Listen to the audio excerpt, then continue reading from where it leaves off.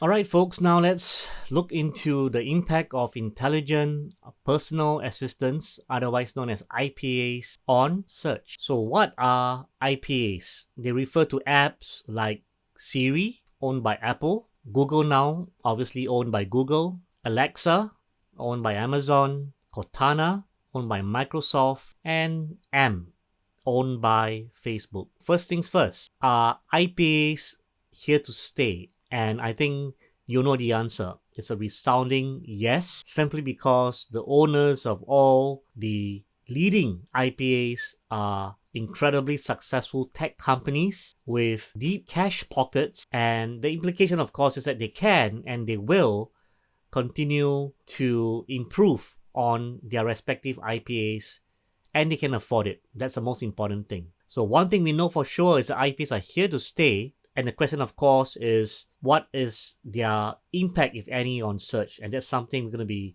looking at shortly. But first, what does IPAs do?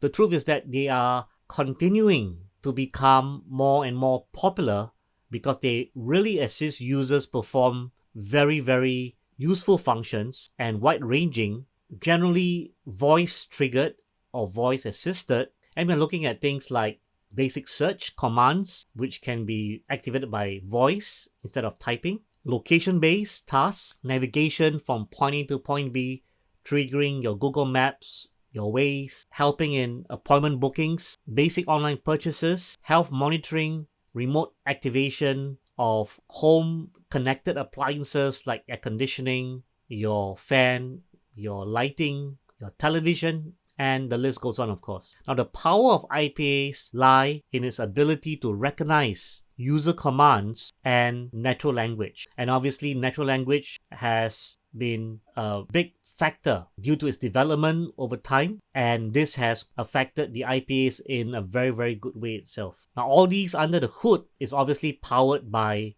two very, very crucial components: AI, artificial learning, and ML, machine learning. And what machine learning and AI does is that it acts like a brain where it has retention of user preferences, user intent. Now, what this really means from a practical perspective is that if you visit a coffee shop and you always like your coffee black, after several visits, the waiter or the server would probably A, recognize you, and B, recognize your preferences to the point that you do not need to tell the server what kind of coffee you're looking for. In fact, very often, the type of personalized customer service that people really enjoy is to go to a coffee house or coffee shop and they just confirm by asking you the usual, Mr. Lim, and you nod your head. That's all they need to know to process your order.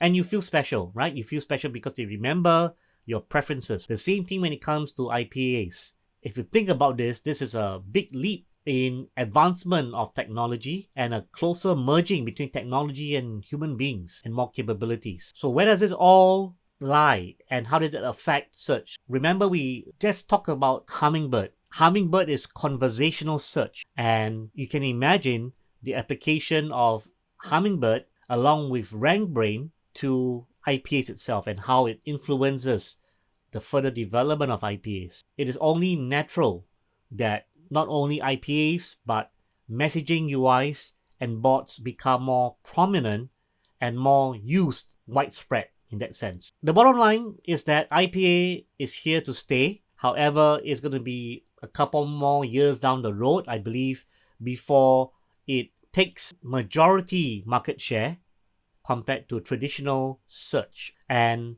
one of the things that become apparent to me as I do research and study on IPAs is actually that top search results will matter more, because top search results gets fed into IPA recommendations through APIs. For example, if you're looking for a favorite or popular pizza restaurant near you and you ask Siri for options, now Siri, which is Apple IPA, would have to pull information from somewhere. The search engines become one of their sources. But unlike the search engines where we are so used to browsing 10 organic results, in the IPA world, it's pretty much one result.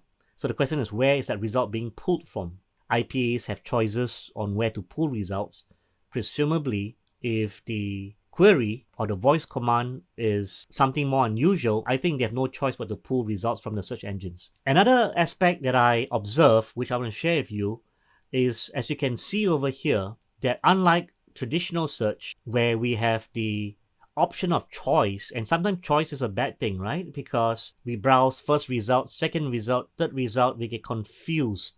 And what does a confused person do? They do nothing. Delayed transaction, because you now get into the let me think about this mode. So what does it mean? It means, from a good perspective, shorter customer journey, where the IPAs make you make quicker decisions, and therefore this will lead to increased transactional queries. You end up making decisions quicker because you don't want to keep Siri waiting lest they nag at you. And it's going to be interesting to see how IPAs become part of our everyday lives.